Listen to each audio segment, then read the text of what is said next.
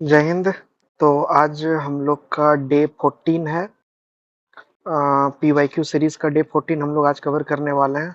और आज कवर हम लोग करने वाले हैं 61 से 80 नंबर क्वेश्चन तक कवर करने वाले हैं, जो कि डेली डेली हम लोग 20 क्वेश्चन कवर करते हैं।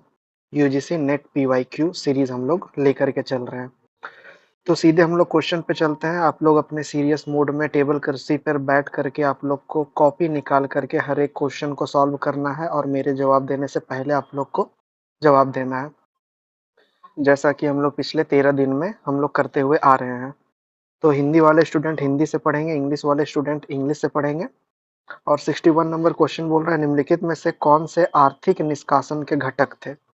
आर्थिक निष्कासन मतलब धन के निष्कासन से ये क्वेश्चन पूछा गया। आर्थिक निष्कासन इसका मतलब बेसिकली ये हुआ कि भारत से हम लोग किस तरह ब्रिटिश को प्रत्यक्ष या अप्रत्यक्ष रूप में पैसा अदा कर रहे थे, भारत से किस प्रकार पैसा जा रहा था। तो ब्रिटिश ताज के शेयर धारकों का लाभांश, विदेशों से लिए गए लोक ऋण पर ब्याज, इंग्लैंड में भंडार खरीदना, विदेशी पूंजी निवेश पर ब्याज, विदेशी बैंकिंग, बीमा और पोत परिवहन कंपनियां।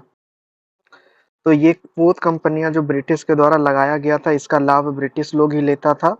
तो ई नंबर तो हो जाएगा। तो ई नंबर को रख लेना है, दो जगह ई आ रहा है। उसके बाद विदेशी पूंजी निवेश पर ब्याज, ये वाला भी धन का निष्कासन में आएगा। विदेशी पूंजी निवेश पर ब्याज डी भी आएगा। और इंग्लैंड में भंडार खरीदना, इंग्लैंड में भंडार खरीदना ये भी आएगा। इसमें भी यूज किया जा रहा था, इंडियन रुपी का यूज किया जा रहा था, सी भी आएगा। तो सी डी ई दोनों में आ रहा है। विदेशों से लिए गए लोक ऋण पर ब्याज, तो ये वाला भी धन का निष्कासन में आएगा, क्योंकि इसका अदायगी जो है वो भारत ही कर रहा था। विदेशों से जो भी ब्रिटिश उस समय अ, ऋण ले रहा था। तो बी आएगा। बी आएगा का इसका मतलब ये आएगा, ए नहीं आएगा। ब्रिटिश ताज के शेयर धारकों का लाभांश, तो ये जो शेयर धारक कौन होते थे, जो कंपनी बनाया था, जो कि इंग्लैंड में बैठा हुआ था और जिसके नियंत्रण में पूरा कंपनी चलता था। तो उसका लाभांश जो है वो आर्थिक निकास निष्कासन में नहीं आएगा। बाकी ये चारों का चारों जो है आर्थिक निष्कासन का एक पहलू है। तो ये वाला को ध्यान रखना है और उम्मीद करता हूँ कि आपका ये क्वेश्चन सही होगा। मतलब कि आप भी ऑप्शन नंबर 4 को चूज किए होंगे। और अगर नहीं किए होंगे तो आप लोग को ध्यान देना है कि ये शेयर धारक का लाभांश धन के निष्कासन में नहीं आएगा। ये एक कॉन्सेप्ट वाला क्वेश्चन था, आर्थिक निष्कासन का सिद्धांत, जो कि दादा भाई नौरोजी के द्वारा दिया गया था। और इससे रिलेटेड क्वेश्चन और भी पूछा गया है दादा भाई नौरोजी और धन के निष्कासन से, कि कब प्रकाशित किया जाता है, उसको कब इंग्लैंड में प्रस्तुत किया जाता है, कौन से किताब में इसका जिक्र किया गया है। इस तरह का क्वेश्चन ऑलरेडी यूजीसी पूछ चुका है। तो इस बार इसका जो है कॉन्सेप्ट के बेस पे इसको क्वेश्चन बनाया गया है यूजीसी के द्वारा। तो ये याद रख लेना है, 61 नंबर धन के निष्कासन से पूछा था। तो ब्रिटिश ताज के शेयर धारकों का लाभांश ये जो है नहीं था। ये नहीं था क्योंकि ये आर्थिक निष्कासन सिद्धांत के संदर्भ में कम प्रासंगिक है, क्योंकि शेयर धारकों का लाभांश देना भारत से ब्रिटेन में धन के निष्कासन के लिए कोई महत्वपूर्ण तंत्र नहीं था, इसलिए ये गलत हो जाता है। हालांकि ये पूरा तरह से गलत नहीं है, लेकिन अगर ऑप्शन में अगर ए बी सी डी ई अगर दिया रहता तो कुछ उपाय होता। ऑप्शन में ए बी सी डी ई नहीं दिया है, इसीलिए हम लोग ए को हटा रहे हैं। इसीलिए बी सी डी ई को करेंगे, क्योंकि B C D E confirm वाला ये धन का निष्कासन को ही दर्शाता है, जिसमें कि विदेशों से लिए गए ऋण पर ब्याज देना पड़ता था भारत को, जिससे ब्रिटिश वित्तीय संस्थाओं का लाभ होता था। मतलब अदा करता था भारत और लाभ होता था ब्रिटेन को। इंग्लैंड में भंडार खरीदना, भारत सरकार ने इंग्लैंड में बड़े पैमाने पर भंडार खरीदा, जिसका अदा भी भारत किया करता था। और विदेशी पूंजी से निवेश, जो भी कंपनियां जो है भारत में निवेश करती थी ब्याज लेकर, मतलब कि ऋण लेकर, तो उसका ब्याज का अदा भी भारत करता था। और विदेशी बैंक, बीमा कंपनी जो है ब्रिटिश कंपनी का नियंत्रण था और इन सेवाओं से प्राप्त लाभ को वापस ब्रिटेन भेज दिया जाता था। तो इस सब मामले में हम लोग प्रत्यक्ष या अप्रत्यक्ष रूप से ब्रिटेन का हेल्प कर रहे थे, क्योंकि उस समय तक ये ऐसा कुछ हम लोग को पता नहीं था कि हम लोग का पैसा जो है वो लोग आ करके हम ही लोग का संसाधन का उपयोग करके और हम ही लोग का पैसा को वो उपयोग कर रहे हैं। संसाधन भी हम लोग का, पैसा भी हम लोग का और मुनाफा ब्रिटिश लोग का। ये है सरल भाषा में धन का निष्कासन, यही था, यही से क्वेश्चन आर्थिक निष्कासन से पूछा है।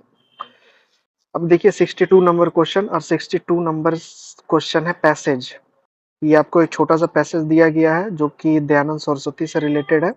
तो इंग्लिश वाले इंग्लिश से, हिंदी वाले हिंदी से पहले पैसेज पढ़ लेंगे, और आने वाला 5 क्वेश्चन इसी से रिलेटेड रहने वाला है, तो पहले आप लोग पढ़ लीजिए। पढ़ने के बाद ये आंसर, क्वेश्चन का आंसर देना है। दयानंद सरस्वती का राजनीतिक नारा क्या था? हालांकि ये सब पैसेज यूजीसी ऐसा पूछता है कि पैसेज पूछेगा कुछ और क्वेश्चन रहेगा कुछ और।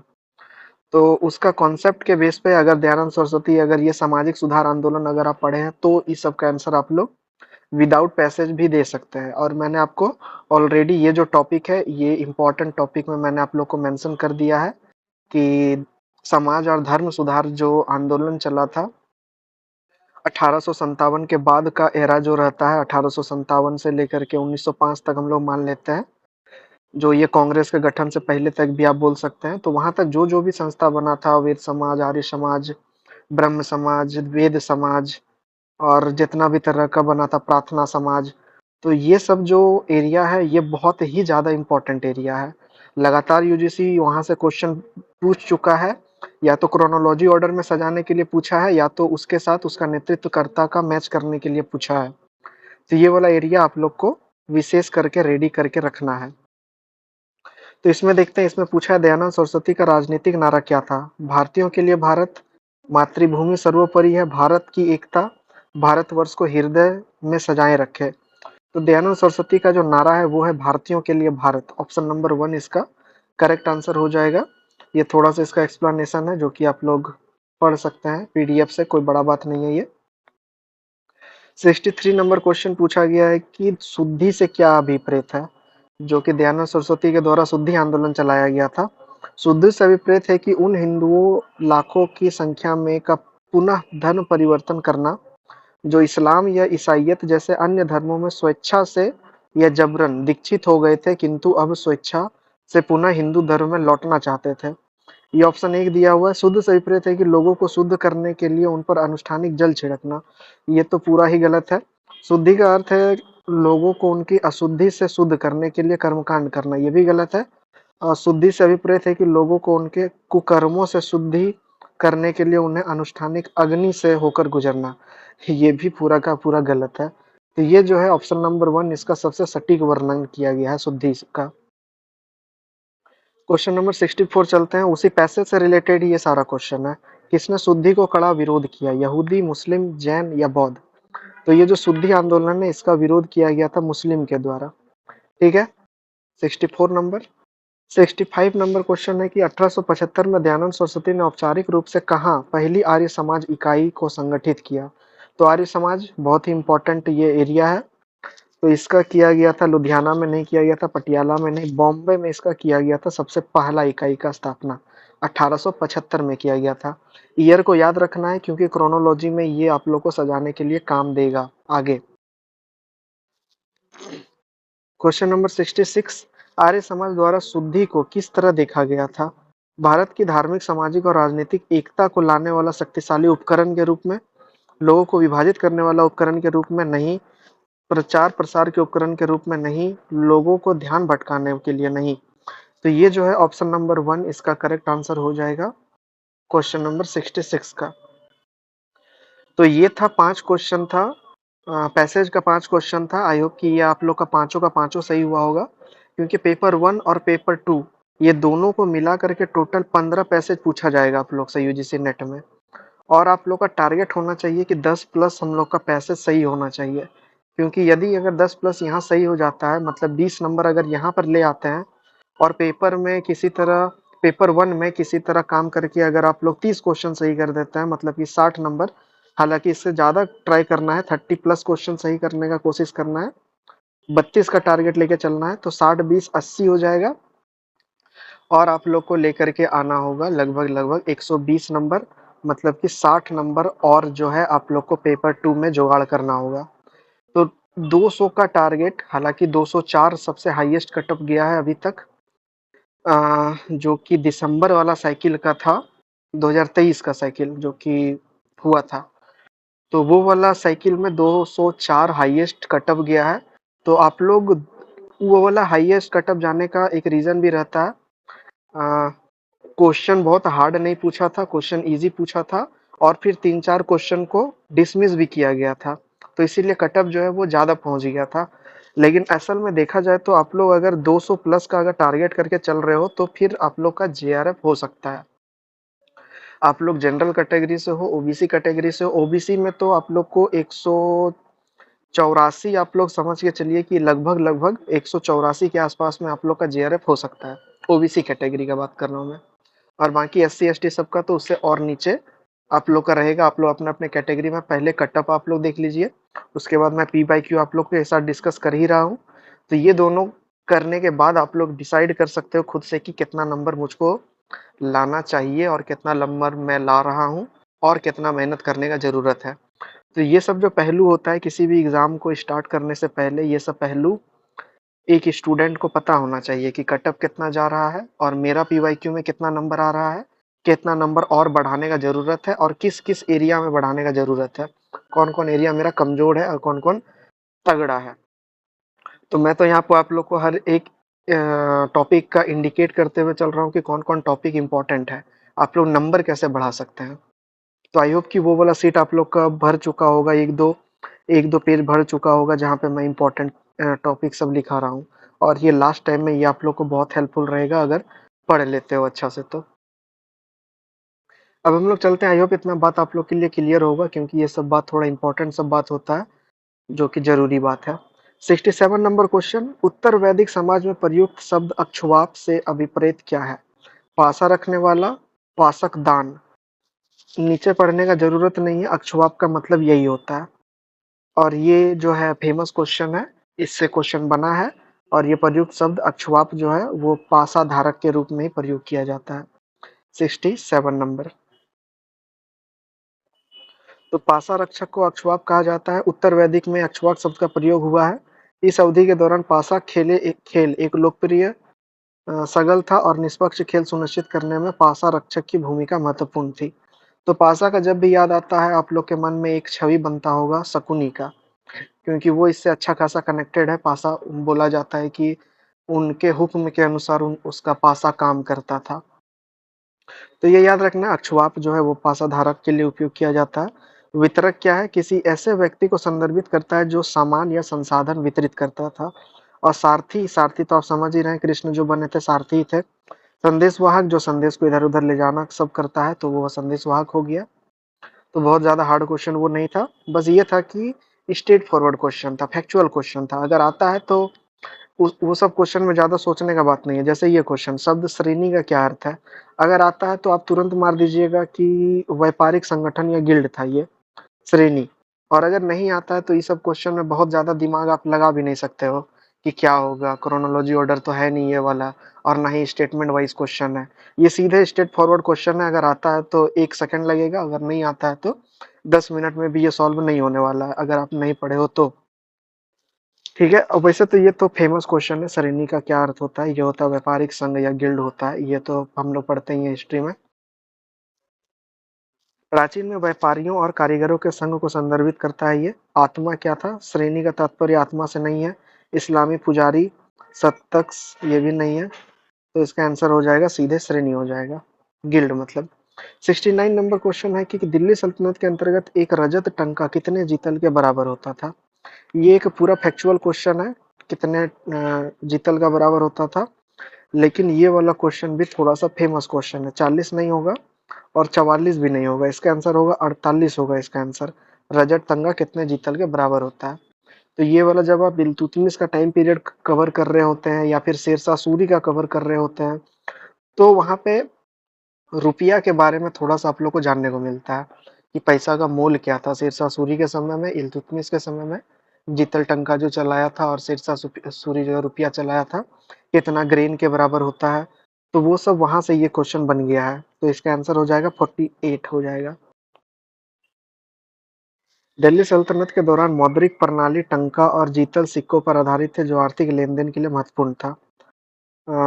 जीतल तांबे या बिलोन से बना एक छोटा मूल्य वर्ग का सिक्का था। एक चांदी का टंका 48 जीतल के बराबर होता था।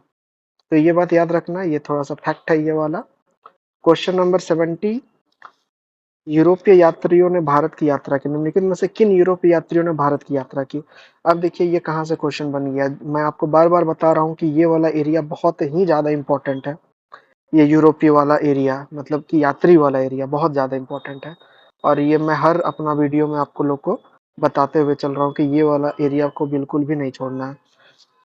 मार्क पोलो से यूजीसी बहुत बार क्वेश्चन पूछ लिया है। इब्न बतूता, बारबोसा से भी बहुत बार पूछा है। मॉन्सरेट से भी क्वेश्चन पूछा है अकबर के समय का।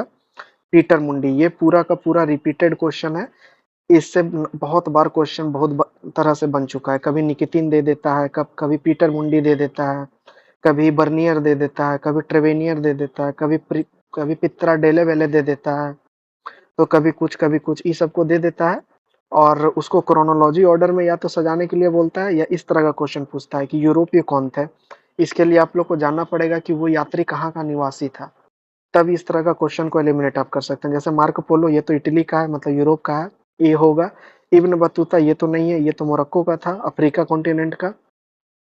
तो सबसे पहले तो बी जहां जहां आ रहा है आप लोग काट सकते हैं। बी यहाँ आ रहा है तो एक वो कट गया। दुआर्दे बारबोसा, ये भी स्पेन का था तो ये भी हो जाएगा। मॉन्सरेट, ये भी हो जाएगा। पीटर मुंडी, ये भी हो जाएगा। तो मतलब सिर्फ बी नहीं होगा, बाकी ए सी डी ई जो है, ए सी डी ई जो है क्वेश्चन नंबर 4 जो है, पीटर मुंडी इंग्लैंड का था, एक स्पेन का था, एक ब्रिटेन का था। तो ए बी सी डी जो है इसका, A C D E question option number 4 जो है इसका करेक्ट आंसर हो जाएगा। और इससे बहुत बार क्वेश्चन, बहुत ज्यादा क्वेश्चन बन चुका है इससे ऑलरेडी। तो इब्न बतूता मोरक्को का था, इसीलिए ये यूरोपियन नहीं था, इसीलिए ये गलत हो जाता है। बाकी मार्को पोलो 1271 और 95 के बीच, याद रखना 1292 में जो है मार्को पोलो इंडिया आया था, और ये बहुत बार पूछा गया क्वेश्चन है। दुआर्दे बारबोसा, ये 1500 से 1516 के बीच था, और ये पुर्तगाल का था। मॉन्सरेट, ये स्पेनिश जेसुइट मिशनरी, हम लोग देख चुके हैं कि मॉन्सरेट से एक क्वेश्चन ऑलरेडी इसी शिफ्ट में पूछ चुका है। और आगे मॉन्सरेट से रिलेटेड अकबर से कनेक्ट करके क्वेश्चन पूछता है कि अकबर कोई सैन्य अभियान में जाता है तो वो माँ को छोड़ करके जाता है, तो इस ये वाला जो बात है वो किसने कहा था। तो इस तरह का क्वेश्चन जो है मॉन्सरेट से बन गया है ऑलरेडी। मॉन्सरेट से रिलेटेड क्वेश्चन बना है। पीटर मुंडी, इससे भी क्वेश्चन बना है। ये एक अंग्रेज यात्री और लेखक थे जिन्होंने 17वीं सदी में भारत का दौरा किया और अपनी यात्रा का विवरण दिया, मतलब ये ब्रिटिश था ये। तो ये चारों जो है ये था यूरोपीय, और इब्न बतूता जो कि मोरक्को का था, ये ब्रिटिश नहीं था। क्वेश्चन नंबर 71 क्या बोल रहा है, निम्नलिखित में से कौन से स्तूप से संबंध नहीं है? और एक बात, इस तरह का क्वेश्चन को गलत नहीं करना, इस तरह का क्वेश्चन, क्योंकि ये सब क्वेश्चन ऐसा क्वेश्चन है जिसको आप तैयार करके जा सकते हो एग्जाम में। क्योंकि हर बार इससे इस तरह मतलब ये वाला टॉपिक से हर बार क्वेश्चन पूछता ही है, तो क्यों ना इसको अच्छा से तैयार कर लिया जाए। मुगल काल का यात्री, और विजयनगर का यात्री, और दिल्ली सल्तनत का यात्री जो भी आया गया।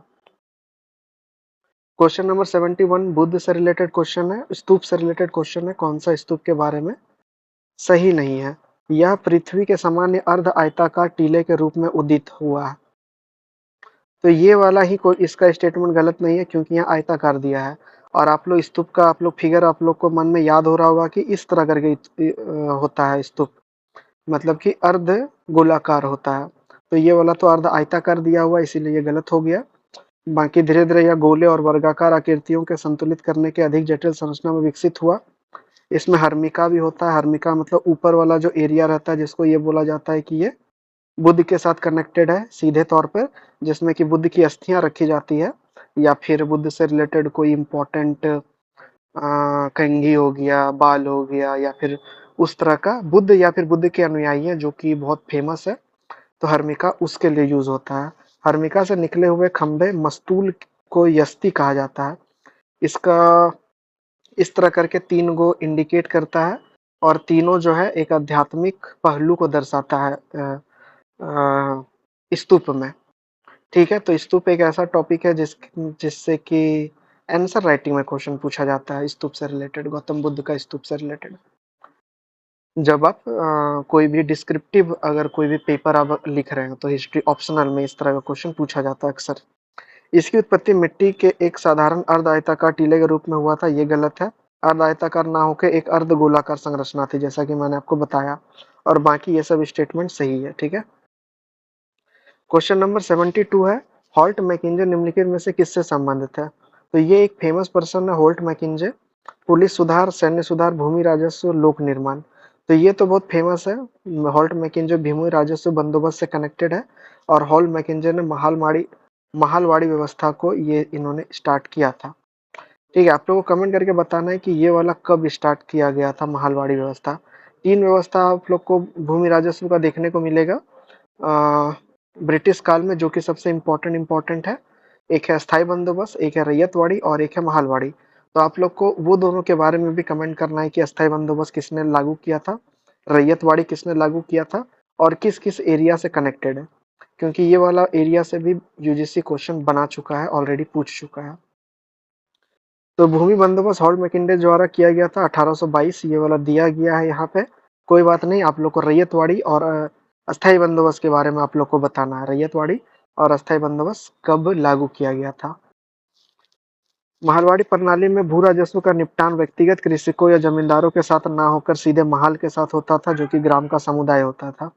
पुलिस सुधार के लिए ये नहीं जाना जाता है, पुलिस सुधार के लिए मैकिन्जे कार्नवाली जाना जाता है। और सैन्य सुधार के लिए लॉर्ड किचनर भी शामिल थे, लेकिन ये सैन्य सुधार भी कार्नवालिस से रिलेटेड है। और लोक निर्माण में डलहौजी रिलेटेड है, जो कि ट्रेन बनाता है, ट्रेन का पटरी मतलब बनाता है, सड़क निर्माण करता है, और भी कई तरह का बात जो है डलहौजी के द्वारा किया जाता है, इसीलिए वो गलत हो जाएगा। क्वेश्चन नंबर 73 देखिए, 73 क्या बोल रहा है, कालक्रम में सजाने के लिए बोल रहा है 73। पुर्तगालियों द्वारा गोवा पर अधिपत्य है। तो ये वाला तो रिपीटेड क्वेश्चन है, बहुत बार पूछा जा चुका है। 1510 बहमनी साम्राज्य का स्थापना, ये भी रिपीटेड क्वेश्चन है। 1347 बाबर द्वारा मुगल सल्तनत की स्थापना, ये तो फेमस है। 1526 दिल्ली सल्तनत का स्थापना, ये 1206। गोलकुंडा सल्तनत, जब बहमनी खत्म हो जाता है तब गोलकुंडा सल्तनत का स्थापना 1517-20 के आसपास होता है गोलकुंडा। तो इस पैमाने में अगर देखा जाए तो 1206 मतलब डी आएगा सबसे पहले। तो डी आ गया सबसे पहले। तो ऑप्शन नंबर 3 इसका सीधे आंसर हम लोग को दिख रहा है, इसीलिए ज्यादा इसमें दिमाग लगाने का बहुत ज्यादा जरूरत यहाँ पे नहीं है। सीधे डी इसका आंसर हो जाएगा, मतलब 3 इसका आंसर हो जाएगा, क्योंकि डी 1206 सबसे पहले, और सी बाबर का स्थापना जो करता है वो 1526 सबसे लास्ट में। तो ऑप्शन नंबर 3 इसका सही हो जाएगा। ये बहुत ज्यादा हार्ड क्वेश्चन ये नहीं था। एक कंफ्यूजन सिर्फ हो सकता है गोलकुंडा को लेकर, जो कि 1518 में हुआ था गोलकुंडा। जब टूटता है बहमनी साम्राज्य, आपको पता होगा कि बहमनी जब टूटता है तो फिर लिखाना क्यों बंद हो गया, बहमनी जब टूटता है तो 5 अलग अलग, क्या हो गया, एक सेकंड, राइटिंग बंद हो गया है।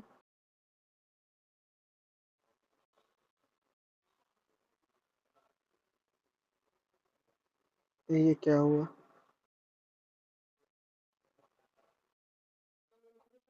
हाँ तो अब लिखाना स्टार्ट हो गया है।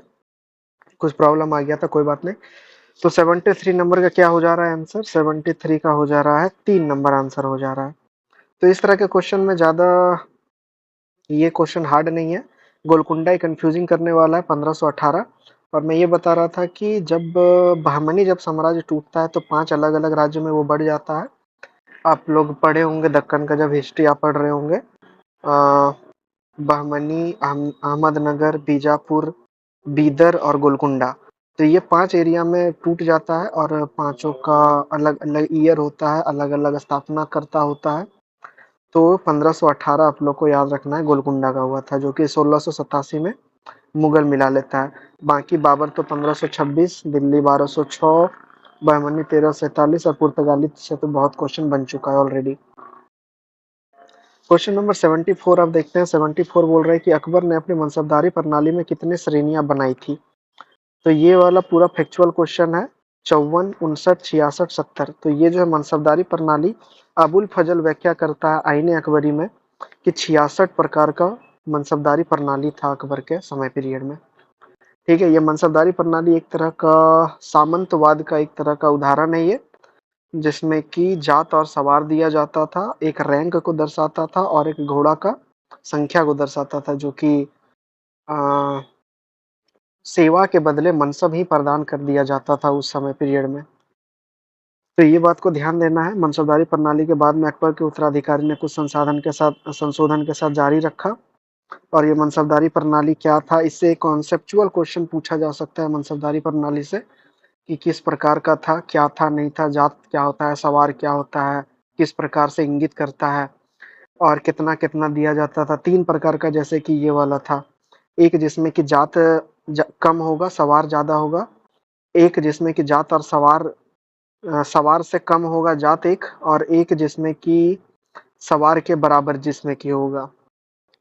तो बहुत कम परसेंट हम लोग इससे रिलेटेड एक और क्वेश्चन पढ़ चुके हैं, देख चुके हैं, जिसमें कि ये बोला था कि हाई रैंक पर केवल राज परिवार के सदस्य को ही केवल नियुक्त किया जाता था। इस तरह का स्टेटमेंट ऑलरेडी हम लोग कवर कर चुके हैं। और हम लोग देखते भी हैं कि अकबर का जो भाई होता है कोका, उसको एक ज्यादा मनसब उसको दिया गया था। फिर मानसिंह को सबसे ज्यादा मनसब दिया गया था। औरंगजेब के टाइम में भी दिया गया है, बहुत हाई हाई रैंक का मनसब दिया गया है। तो ये मनसबदारी प्रणाली से कॉन्सेप्चुअल क्वेश्चन बनने का चांस होता है। क्वेश्चन नंबर 75 देखिए, मैच द फॉलोइंग पूछा है। और ये एक रिपीटेड टाइप का क्वेश्चन इसको मैं बोलूंगा, क्योंकि इससे क्वेश्चन ऑलरेडी हम लोग डिस्कस कर चुके हैं। लेकिन उसमें क्या दिया गया था, उसमें कालक्रम सजाने के लिए दिया गया था कि किसके बाद कौन सा होता है। इसमें दिया गया चूड़ाकर्म, पुंसवर्ण, उपनयन। उपनयन दिया गया था उस क्वेश्चन में भी, जो कि व्यस्कता में प्रवेश करता था, मतलब सी का वन। तो सी का वन आंसर खत्म यहीं पे। क्वेश्चन नंबर 2, मतलब कि ऑप्शन नंबर 2 जो है इसका सही हो जा रहा है। चूड़ा कर्म, सिर के बाल मुड़वाना, मतलब ए का 3। और डी का 4, जात कर्म, मतलब बालक जन्म पर कर्मकांड धर्म विधि। अब पुंसवन का मतलब हो जाएगा माता के गर्भ में बालक की रक्षा। तो ये वाला तो रिपीटेड क्वेश्चन है। और आप लोग को कमेंट करके ये बताना है कि किसके बाद कौन सा होता है। मतलब आप लोग को ये चारों को एक बार कालक्रम में सजा करके कमेंट करना है कि कोई किसके बाद कौन सा आएगा। नेक्स्ट क्वेश्चन हम लोग चलते हैं। ये आप लोग के लिए पूरा दिया गया है, इसको आप लोग पीडीएफ से पढ़ लीजिएगा, पीडीएफ से जो कि आप लोग को टेलीग्राम में अपलोड किया जाएगा। टेलीग्राम पर आप लोग जुड़ जाएंगे सभी कोई, डिस्क्रिप्शन में आप लोग को उसका लिंक मिल जाएगा टेलीग्राम पर, ठीक है। नेक्स्ट क्वेश्चन है 76 नंबर क्वेश्चन, और इसमें कालक्रम इसमें भी पूछा है। और ये पूछ लिया है कुषाण वाले एरिया से। कुषाण काल का रूलर के बारे में पूछ लिया है। तो इस तरह का क्वेश्चन बनता है, कभी कुषाण पूछ लेता है, और हम लोग इसी पेपर में देख चुके हैं बैक्टीरिया का शासक के बारे में पूछा था। कभी चोल के बारे में पूछ लेता है, कभी गुज्जर प्रतिहार के बारे में पूछ लेता है। तो इस सब को क्रोनोलॉजी ऑर्डर में लगाने के लिए पूछ लेता है। तो एंशियंट का जितना भी डायनेस्टी हुआ है, गुप्त काल या चालुक्य वाला काल या शुंग काल या कन्नौ का काल या गुज्जर प्रतिहार या पाल, पाल से भी हम लोग ऑलरेडी देख चुके हैं। पाल से भी क्वेश्चन बन चुका है, कौन सा रूलर किसके बाद आया था। तो ये वाला जो एरिया है कि हर डायनेस्टी में कौन कौन सा रूलर किसके बाद आता है, तो वो वाला एरिया को आप लोग एक बार सरसरी निगाह से आप लोग एक बार देख करके आप लोग को एग्जाम देने के लिए जाना है, ठीक है। तो इसका क्या हो जाएगा, इसका तो कुजल कटफिशर इसका स्थापना किया, कोई दिक्कत नहीं है। ये तो सबसे पहले आएगा, जो कि सब में दिया गया है। जो फेमस रहता है वहां से हम लोग इस बार एलिमिनेट नहीं हो पाया सिर्फ एक जानने से। कुजल कटफिशर्स के बाद कनिष्क फर्स्ट ही आता है, ए के बाद बी आएगा। तो ए के बाद बी, ए के बाद बी, ए के बाद बी, मतलब ऑप्शन नंबर 4 अभी तक कटा हुआ है। कनिष्क के बाद हविष्य का आएगा, मतलब डी, ए बी डी। तो ए बी डी यहाँ पे आ रहा है, बस यहीं पे आ रहा है। ऑप्शन नंबर 2 जो है इसका करेक्ट आंसर हो जाएगा। उसके बाद आएगा वशिष्ठ, लास्ट में आएगा वासुदेव फर्स्ट, ठीक है। तो ये आप लोग के लिए बहुत ज़्यादा एडिशनल इन्फॉर्मेशन, कुजुल कटफिशस जो कि स्थापना करता है। उसके बाद कनिष्क 127 से 150 ईस्वी के तक, वैशिक 180, वशिष्ठ 180 से 220, वासुदेव 220 से 240। तो ये सब का टाइम ड्यूरेशन आप लोग याद रखो या ना रखो, क्रोनोलॉजी ऑर्डर सीधे आप लोग याद रख सकते हैं कि इसके बाद ये आया, इसके बाद ये आया, इसके बाद ये आया। और ये वाला चीज एंशियंट का हर डायनेस्टी के साथ आप लोग को करके रखना है। जैसे कि हम लोग कवर कर चुके हैं कि मुगल काल से भी क्वेश्चन पूछ चुका है इस तरह का डायनेस्टी से रिलेटेड, जिसमें कि औरंगजेब के बाद के रूलर के बारे में दिया हुआ था, जहांदार शाह, फर्रुखसियार, और फिर रफीउद्दर्जात, रफीउद्दौला, ये सब के बारे में क्रोनोलॉजी ऑर्डर पूछ पूछ लिया था। और फिर दिल्ली सल्तनत से भी ये वाला चीज पूछा है, जिसमें कि बलबन, इल्तुतमिश, रुकनुद्दीन फिरोज। तो गुलाम वंश से ये वाला क्रोनोलॉजी ऑर्डर सजाने के लिए पूछ लिया था।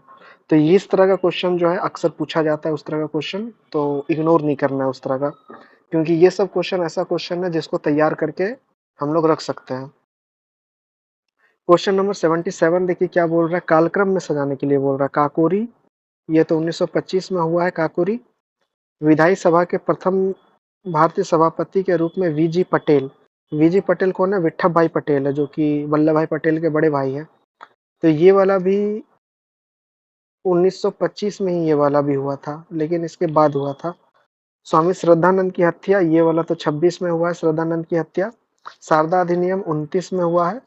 और बर्नसड रसेल द्वारा ब्रिटिश सरकार के कृत्यों की आलोचना, तो ये वाला इसके बाद हुआ है। मतलब कि ये ऑलरेडी क्रोनोलॉजी ऑर्डर में लगा हुआ है, ABCDE। तो इसका देखिए काकोरी कांड कांड अगस्त 1925 में ये हुआ था, ये जो कि बहुत फेमस है और इससे क्वेश्चन बहुत ज़्यादा बन चुका है। ये जितना भी तरह का कांड है इसको क्रोनोलॉजी ऑर्डर में लगाने के लिए ऑलरेडी यूजीसी पूछ लिया है। काकोरी कांड, लाहौर कांड, और फिर जो चटगांव शस्त्रागार, और जितना भी तरह का इससे रिलेटेड, और बाकी सब जो डकैती सब जो हो रहा था उस समय पीरियड में 1920 के बाद, तो वहां से क्रोनोलॉजी ऑर्डर लगाने के लिए क्वेश्चन यूजीसी पूछ चुका है। तो इसको इग्नोर नहीं करना है, क्रोनोलॉजी एक बार देख लेना है बाकी सब का भी, काकोरी के साथ साथ बाकी अलीपुर षड्यंत्र कब हुआ, लाहौर षड्यंत्र कब हुआ, तो ये वाला एरिया को भी आप लोग एक बार कवर कर लेना है। और विट्ठल भाई पटेल को भारतीय अध्यक्ष चुना गया, ये अगस्त 1925 में किया गया था, जो भारतीय राजनीति में एक महत्वपूर्ण उपलब्धि थी ये वाला। उसके बाद बर्ट्रैंड रसेल ने भारत में ब्रिटिश सरकार को कृत्यों का आलोचना किया, ये 1925 के अंत में हुआ था। अच्छा अच्छा। उसके बाद स्वामी श्रद्धानंद 1926 में इसको हत्या किया गया था, और शारदा अधिनियम 1929 में। तो ये वाला जो है ABEDC इसका सही आंसर होगा। A 1925, विधायी, ई के बाद B, और B के बाद आएगा E, ABE आएगा, उसके बाद आएगा C, उसके बाद आएगा D, ABECD। क्वेश्चन नंबर 4 जो है, मतलब कि ऑप्शन नंबर 4 इसका करेक्ट आंसर है। ठीक है, ऑप्शन नंबर 4, क्योंकि ये जो है 1925 में ये निंदा करता है, बाद में नहीं। उसके बाद 1926 आएगा श्रद्धानंद की हत्या, और उसके बाद आएगा शारदा अधिनियम 1935, सॉरी 29, जिससे कि क्वेश्चन शारदा अधिनियम से क्वेश्चन हम लोग देख चुके हैं कि ऑलरेडी पूछ चुका है। क्वेश्चन नंबर 78, बिना किलेबंदी वाला व्यापारिक चौकियां जो पुर्तगाल नौसेना बेड़े के लिए रणनीतिक ठिकाने का कार्य करता था उसको क्या कहते थे? फेटोरियो, कोका, कार्टेज, जेक। तो ये वाला पहला बार पढ़ने से अगर हड़बड़ी में अगर आप लोग आंसर दे रहे हैं तो फिर कार्टेज आप दे रहे होंगे, जो कि गलत आंसर है। कार्टेज नहीं है, कार्टेज एक पुर्तगाली का व्यवस्था था, मतलब कि एक सिस्टम था, कार्टेज सिस्टम के द्वारा व्यापार किया जाता था। लेकिन ये जो बोल रहा है ठिकाने के बारे में जो बोल रहा है ये है फेइटोरिया है। ठीक है, ऑप्शन नंबर 1 इसका करेक्ट आंसर हो जाएगा। फोटोरिया पुर्तगाली द्वारा अन्वेषण युग के दौरान स्थापित की गई असुरक्षित व्यापारिक चौकियां थी। ये चौकियां पुर्तगाली नौसैनिक बेड़े के लिए रणनीतिक ठिकाने के रूप में ये काम किया जाता था। और ये जो कार्टेज है ये एक परमिट प्रणाली था जिसका उपयोग महासागर में समुद्री व्यापार के लिए किया जाता था। कोक्का ये तो मैच नहीं है, जेक ये भी यहाँ पे अप्रासंगिक है। 79 नंबर क्वेश्चन, आनंद कारज किससे संबंधित है? ये एक पूरा का पूरा स्ट्रेट फॉरवर्ड क्वेश्चन है, अगर आता है तो आपको पता हो जाएगा, तुरंत आंसर आ जाएगा, और अगर नहीं पता है तो फिर दिक्कत होगा। तो ये याद रखना है कि आनंद कारज जो है ये विवाह से संबंधित है। आनंद कारज विवाह समारोह जिसका अनुवाद आनंदमय मिलन या फिर खुशीपूर्ण मिलन होता है। तो ये याद रख लेना है सीधे कि आनंद कारज जो है विवाह से संबंधित है। यह सिख धर्म के केंद्रीय धार्मिक ग्रंथ गुरु ग्रंथ साहब की उपस्थिति में किया जाता है। ठीक है, तो सिख धर्म से वो संबंधित है। क्वेश्चन नंबर 80 कालक्रम में सजाने के लिए पूछा है। ये देखिए मार्को पोलो से एक और क्वेश्चन पूछा है, मालाबार तट आता है, तो ये 1292 में आ जाएगा मालाबार तट। मोहम्मद तुगलक के टोकन मुद्रा का शुरुआत ये करेगा 1329-30 में करेगा, 1330 समझिए। हरियर प्रथम का विजयनगर की स्थापना 1336 में ये किया गया। खिज्र खां सैयद वंश का स्थापना ये किया गया 1351 में। और ह्यूमन का रिपोर्ट बंगाल में रेशम कीट पालन का प्रथम उल्लेख। तो ये वाला कंफ्यूजिंग वाला है ये, लेकिन इसके बाद किया गया था। तो इसमें ए बी सी डी ई इसका सही आंसर हो जाता है क्वेश्चन नंबर 2, तो मतलब ऑप्शन नंबर 2, ऑप्शन नंबर 2। और ये जो किया गया था बंगाल वाला रिपोर्ट का, बंगाल में रेशम उत्पादन का पहला संदर्भ 1433 में बंगाल का दौरा किया था, और तब ये इसको किया गया था 15वीं शताब्दी मतलब की। और बाकी सब इसके पहले का घटना है। ये वाला पूरा का पूरा आप लोग पीडीएफ से डिटेल में आप लोग इसको, ये सब एरिया को आप लोग को कवर करना है, जो कि क्रोनोलॉजी ऑर्डर सजाने के लिए दिया जाता है। मोहम्मद बिन तुगलक, ये वाला तो 1329-30 में किया था। और मोहम्मद बिन तुगलक, ये तो रिपीटेड क्वेश्चन है। एक बार पास्ट में यूजीसी मोहम्मद बिन तुगलक से स्पेशल क्वेश्चन पूछा है क्रोनोलॉजी ऑर्डर सजाने के लिए, जिसमें कि पूछा था कि दोआब में कर वृद्धि, और क्या था, और राजधानी स्थानांतरण, और था अ, ये एक यही था, एक ये वाला मतलब कि सांकेतिक मुद्रा का प्रचलन, और एक था कराचील अभियान था, और एक था खुरासन अभियान। तो ये वाला 5 स्टेटमेंट दिया हुआ था, मतलब 5 घटना दिया हुआ था, और इसको क्रोनोलॉजी ऑर्डर सजाने के लिए दिया गया था मोहम्मद बिन तुगलक के समय पीरियड का। तो क्रोनोलॉजी ऑर्डर सजाने के लिए नेट जो है, यूजीसी नेट, अक्सर ये क्वेश्चन, इस तरह का क्वेश्चन पूछता रहता है क्रोनोलॉजी ऑर्डर सजाने के लिए। तो ये सबको ध्यान देते हुए चलना है। पास्ट में जितना भी क्वेश्चन बना है, मैं आप लोग को सब क्वेश्चन को बताने की कोशिश कर रहा हूँ। आप लोग के दिसंबर साइकिल के लिए जितना भी हेल्पफुल होगा मैं आपको बताने का कोशिश कर रहा हूँ। आप लोग बस वीडियो को अच्छा से, जितना कवर हो रहा है आप लोग सारा को एक बार कवर करते चलिए। ये वीडियो रात में 9 से 10 के बीच में डेली पब्लिश हो रहा है। तो आप लोग डेली उस वीडियो को बिल्कुल भी नहीं छोड़ना है। जिस दिन अगर मान लीजिए आप रात में ही वीडियो अगर देख लेते हो, तो फिर आप लोग के पास अगले दिन पूरे दिन भर का समय रहता है, जो जो टॉपिक मैं बता रहा हूँ उसको कवर करने के लिए। तो 2 घंटा लगेगा इस वीडियो को देखने के अलावा, आप लोग को 2 आवर, 1 से 2 आवर अलग से देना होगा, जो कि जितना भी टॉपिक मैं आप लोग को बता रहा हूँ कि ये सब कवर कर लेना है। उसके बाद इसके अलावा जो भी समय बचता है, आप उसको फिर अपना स्टैटिक्स को मजबूत करने में आप लगा दीजिए। मतलब कि बुक पढ़ने में, सोर्स को पढ़ने में। कोई भी बुक से यदि आप तैयारी कर रहे हैं तो वो बुक को आप लोग कवर करते चलिए। तो समय है, ऐसा बात नहीं है कि समय नहीं है आप लोग के पास ये वीडियो कवर करने के बाद।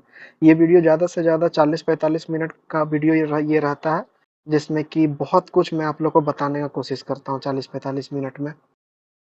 ये सारा जितना भी पीवाईक्यू मैंने ऑलरेडी अटेम्प्ट किया हुआ है, उसके बेस पे मैं आप लोग को हर एक डायमेंशन में, एक क्वेश्चन को हर एक डायमेंशन में खोलने का कोशिश करता हूँ, जो कि आप लोग के लिए हेल्पफुल रहेगा। तो उम्मीद करता हूँ कि ये सब वीडियो आप लोग के लिए हेल्पफुल है, और आप लोग सीरियस वे में अपने कॉपी में सब कुछ मेंशन करते हुए चल रहे हैं, जितना भी यहाँ पे हम लोग डिस्कस कर रहे हैं। तो आप लोग के लिए हेल्पफुल होगा। और अगर हेल्पफुल हो रहा है तो आप लोग अपना ज़रूर फीडबैक दीजिए कि किस तरह से आप लोग को ये वीडियो लग रहा है।